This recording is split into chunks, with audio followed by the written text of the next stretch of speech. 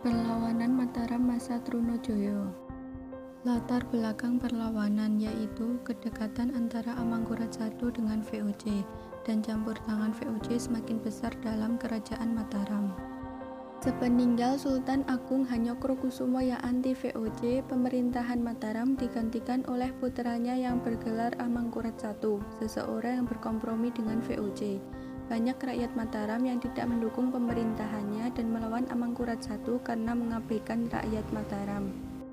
Pengaruh VOC mulai dirasakan di Mataram, sehingga timbul pemberontakan-pemberontakan terhadap kekuasaan Raja Amangkurat I. Pemberontakan tersebut diantaranya dilakukan oleh Pangeran Trunojoyo yang dibantu Pangeran Kajoran. Pangeran Trunojoyo bangkit bersama rakyat Madura, Jawa, dan Makassar untuk memerangi Amangkurat I. Pangeran Trunojoyo berhasil menyerbu ibu kota Mataram. Akibatnya, Amangkurat I terpaksa melarikan diri dan meninggal dalam perjalanan.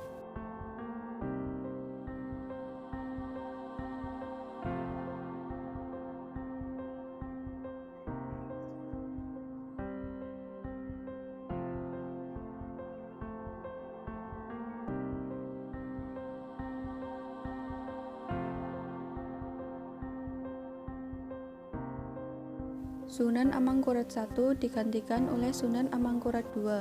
Sunan Amangkurat II naik tahta Kesultanan Mataram tahun 1677 berkat dukungan Belanda. Terjadilah kesepakatan antara Amangkurat II dengan VOC, antara lain 1. VOC bebas berdagang di Mataram dan bebas dari kewajiban membayar pajak pelabuhan. 2. Karawang dan sebagian daerah Priangan yang berada di bawah kekuasaan Mataram diserahkan kepada VOC. Adapun yang menjadi batas wilayah Mataram dengan VOC adalah Sungai Cimanuk. 3. Daerah Semarang dan sekitarnya diserahkan kepada VOC. 4. Semua daerah pantai utara Jawa diserahkan kepada VOC selama Sunan Amangkurat II belum melunasi biaya perang.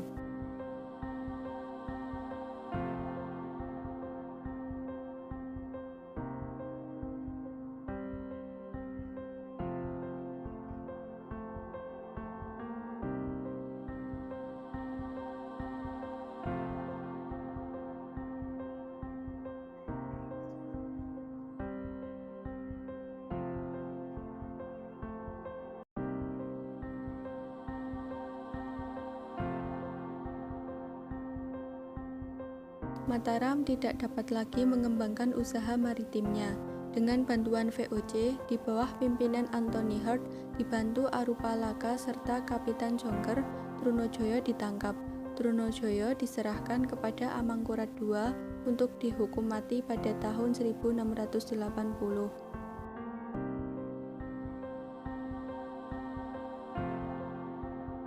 Perlawanan Mataram masa Untung Suropati.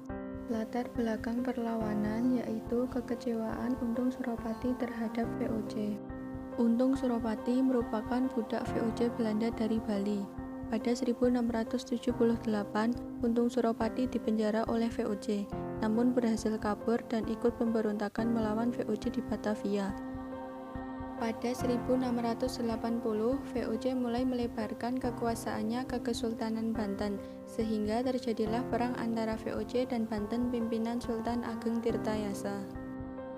Pada 1683, awalnya Banten dapat memikul mundur VOC, namun bala bantuan VOC terus datang dari Batavia, sehingga posisi pejuang Laskar Sultan Ageng dan Pangeran Purbaya terjepit. Pada tahun yang sama, Untung Suropati bersiasat menjadi pasukan VOC untuk menghindari hukuman. Untung Suropati memimpin pasukan Bali untuk menjemput Pangeran Purbaya.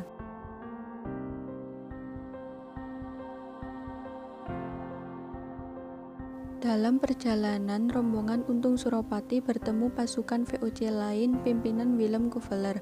Willem yang sombong menghina Pangeran Purbaya. Pasukan Willem dihabisi oleh pasukan Untung Suropati. Pangeran Purbaya melanjutkan gerilya. Untung Suropati menjadi buronan VOC. Untung Suropati kemudian bergerak dari Kesultanan Cirebon ke Kartasura untuk mengantarkan istri Pangeran Purbaya ke ayahnya.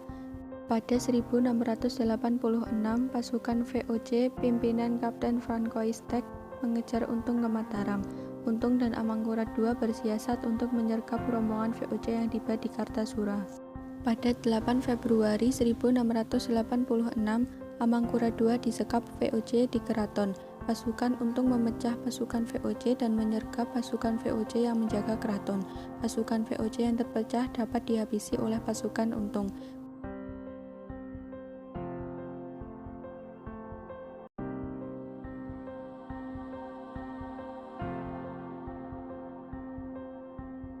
Untung Suropati berduel dengan Kapten Francoistek dan berhasil membunuh Kapten Francoistek di halaman keraton. 75 pasukan VOC tewas, sisanya mundur dari Kartasura.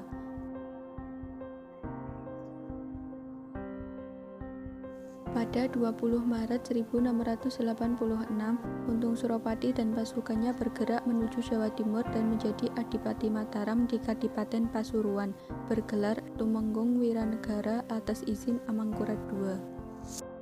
Pada 1703, Amangkurat II wafat. Terjadilah perebutan kekuasaan Kesultanan Mataram antara faksi Pakubuwana I dibantu VOC dengan faksi Amangkurat III. Pada 1705, faksi Amangkurat III kalah. Amangkurat III terusir dari Kartasura dan membawa pusaka keraton. Amangkurat III kemudian ikut pemberontakan Untung Suropati di Pasuruan. Patih Narangkusuma ikut berjuang bersama Untung Suropati. Ada perjanjian antara Pakubuwana I dengan VOC. 1. Seluruh daerah Priangan dan bagian timur Madura serta Cirebon diserahkan kepada VOC. 2. Sunan dibebaskan dari semua utang-utangnya terdahulu, dan sebagai gantinya Sunan harus menyerahkan 800 koyan beras setiap tahunnya selama 25 tahun kepada VOC. 3. VOC akan menempatkan pasukannya untuk melindungi Sunan. Pada September 1706, pasukan gabungan VOC Belanda dan Pakubuwana I bergerak menyerang markas perjuangan Untung dan Amangkurat III di Bangil, Pasuruan. Pada September 1706, Untung Suropati dan pasukannya menghadang pasukan VOC di Bangil.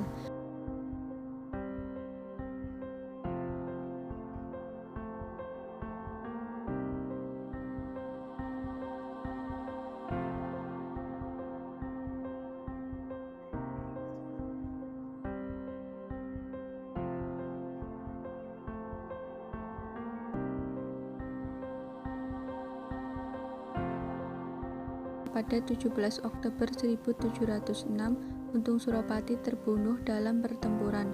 Perang dilanjutkan putra-putri Untung Suropati. VOC terpaksa mundur dari Pasuruan. Pada 28 September 1707, VOC kembali mengirim pasukan dipimpin Herman de Wilde untuk menguasai kembali Pasuruan dari putra-putri Untung Suropati. Pertempuran yang menentukan terjadi di Sangiri antara pasukan VOC dan pasukan Pasuruan.